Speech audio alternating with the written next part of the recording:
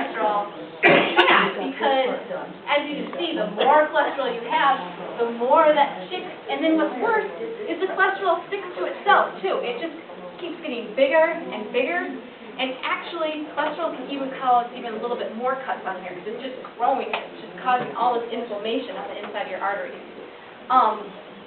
So that's why having high cholesterol is bad for the inside of your arteries. So let's talk about cholesterol. We've all heard a lot about cholesterol. Eat eggs, don't eat eggs. Good cholesterol, bad cholesterol. High cholesterol, low cholesterol. Like, it's kind of confusing, and there's still a lot of research out there about what it is. But right. But we still give it to people all the time. Right. Sorry.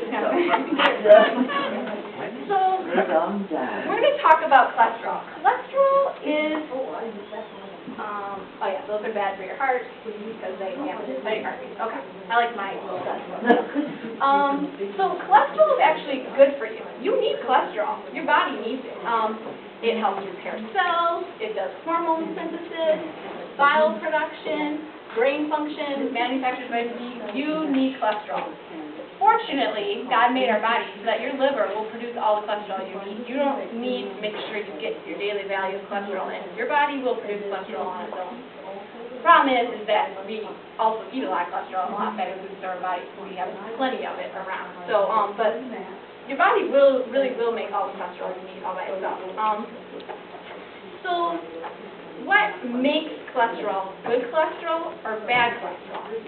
Well, cholesterol is made out of fat, and your water is mostly blood. So if you've ever mixed like oil and water together, what happens? They separate. So your blood isn't going to carry it around very good by itself. So what your body makes is these little carriers for cholesterol, and they're called lipoproteins. And there's two main types of lipoproteins. There's the LDL, the low-density lipoproteins, and the HDL. The low-density lipoproteins are the bad ones because they are big, they are sticky, and they're fat. But their initial purpose is to bring cholesterol to your cells, which is good. You want a certain amount of LDLs in your body because you need cholesterol brought to the different cells in your body. But when you have too much of them, they keep floating around in your system, and they're like kids that don't have enough to do. If you don't have enough for them to do, they get in trouble. So that's what all these extra cholesterols do. They just start sticking places where they're not supposed to stick, and that's why you don't want so much of this bad cholesterol. But now, what is this good cholesterol thing? Well, what good cholesterol is it's HDL. They're high density. They're heavy, and what they do is they go through your arteries, and now my little thing didn't work very well. So these are the HDLs. They go through and kind of pick up some of these bad cholesterols and clean out your arteries.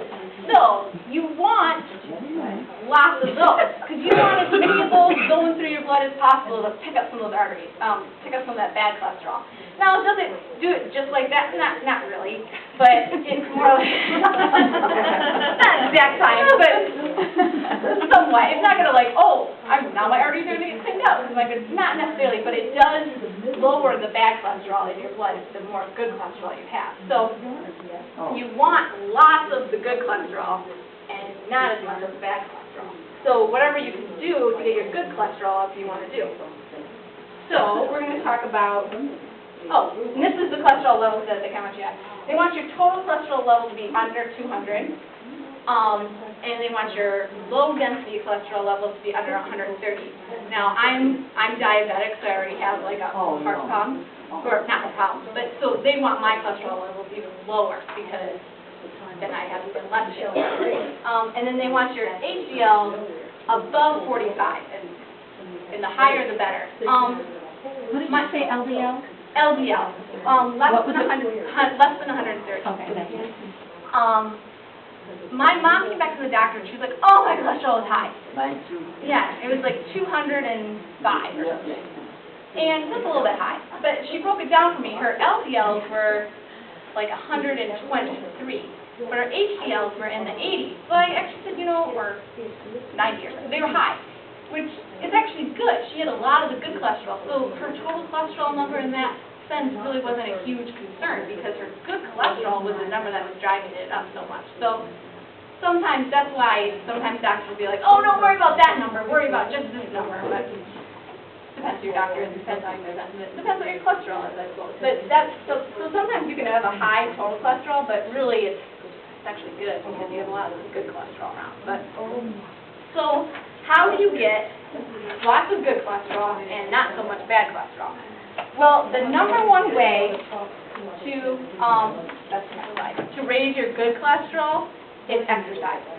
Exercise is the best way to raise your good cholesterol. I know, and sometimes cholesterol is just a finicky thing with care too, but It's in the genes. it is in the genes. Yeah. The Dutch genes.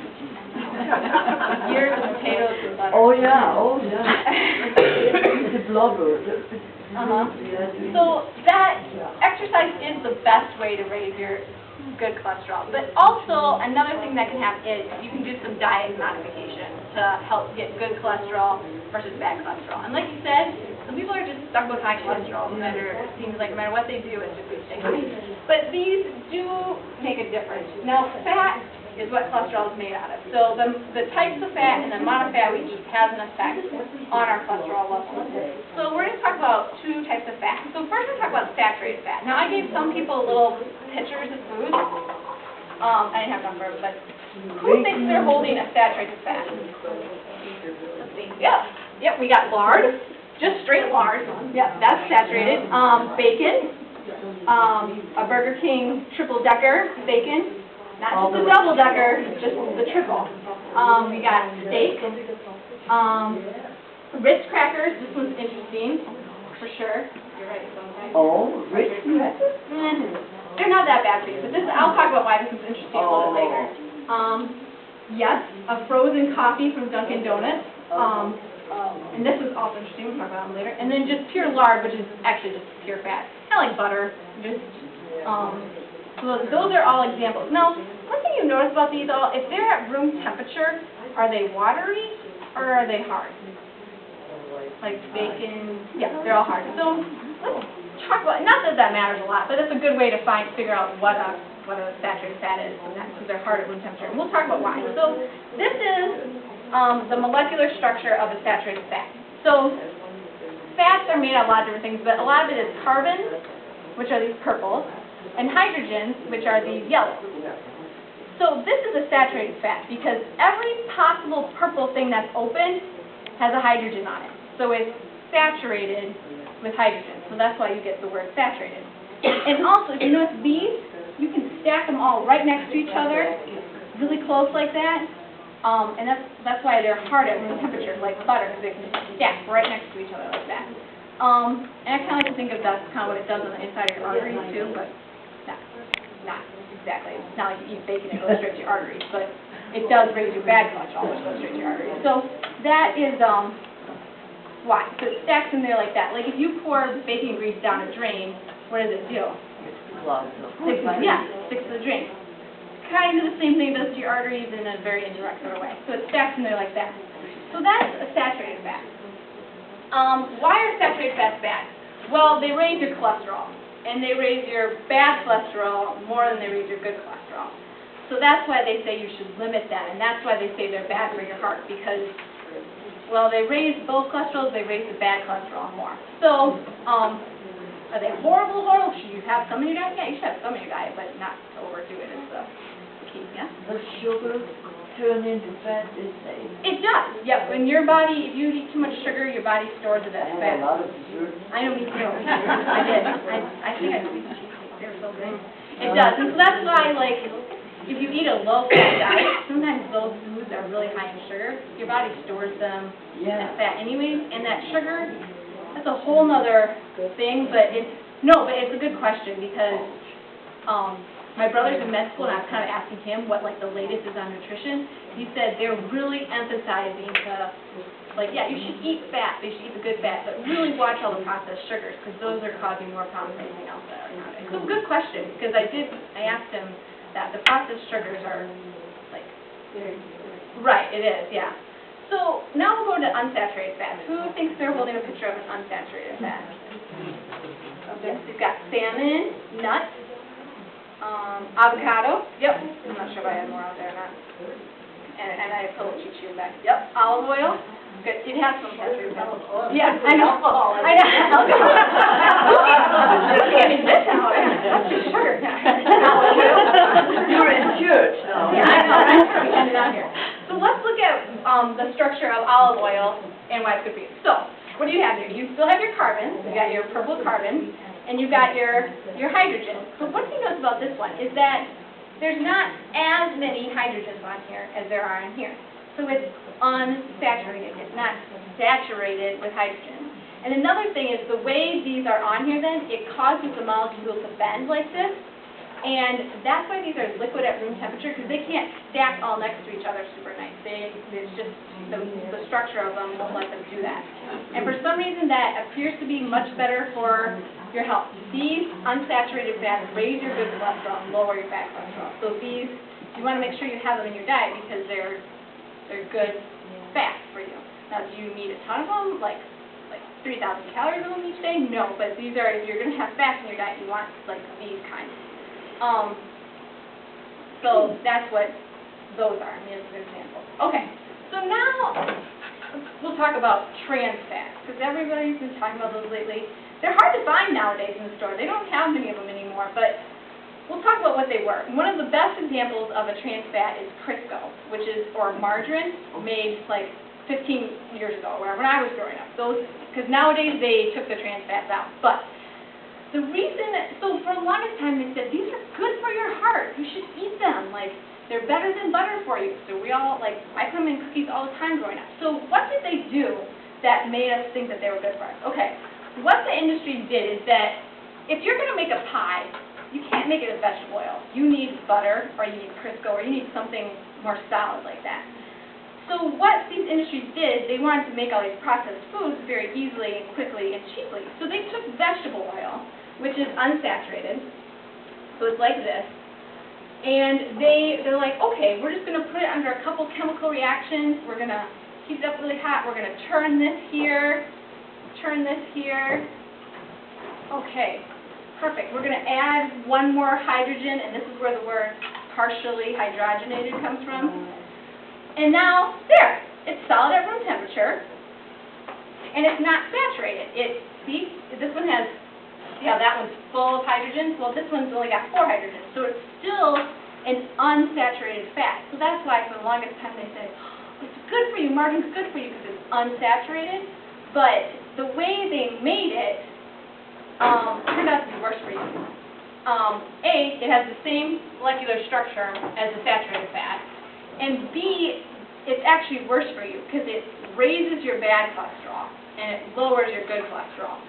Whereas saturated fats raise your bad cholesterol, but at least they don't lower your good cholesterol, you know. So these just turn out to be awful for your heart. And it appears to be because they've been processed and they've been man-made and they're not natural. And that seems to be the bad part about them. So in some countries they're actually illegal now, like Denmark.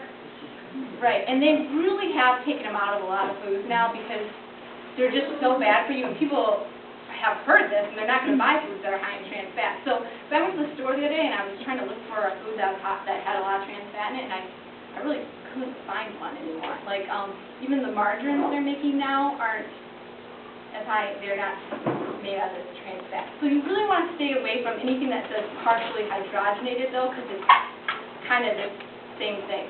And the reason they call it trans fat, because in science, this is called a trans bond, how this is, whereas if it's a different kind of double bond, they call it something else. So that's why it's got the name trans fat. But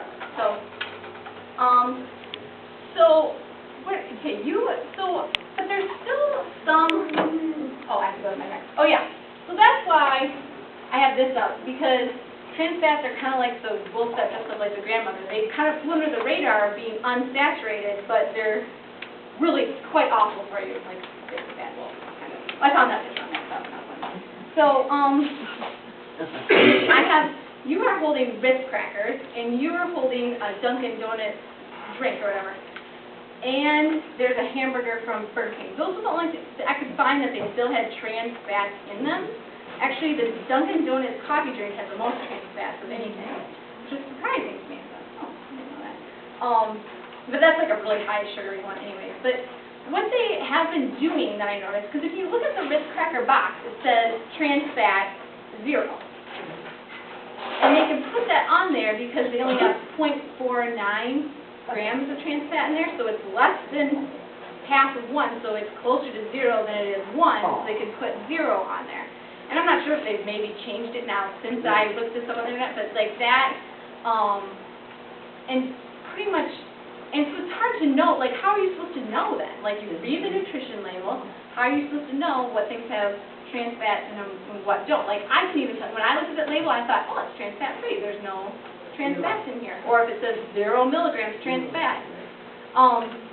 So the best way to go is to try not to eat processed foods, because as soon as they process them, they're doing something to them that's not natural, and so your body's going to do things to it that aren't natural. No, it's only them, those crackers, or? No, other crackers too. Other Actually, crackers too. saltines, which don't even taste that good, you know?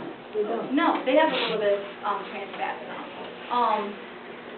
I looked on a lot of things just have a tiny bit, and they may have taken them out now completely, but when I looked, this is probably about like a website that's probably like a year old, so maybe they've changed it since then, but as of that, they still have a little bit in all these things. Oh, gosh, I think I'm just going to stop eating. I know, right? It's easier, right? Fruit and vegetables. There you go, right, yep, and so the more natural foods you can eat, the better off you are. Just, Yeah. what was I watching?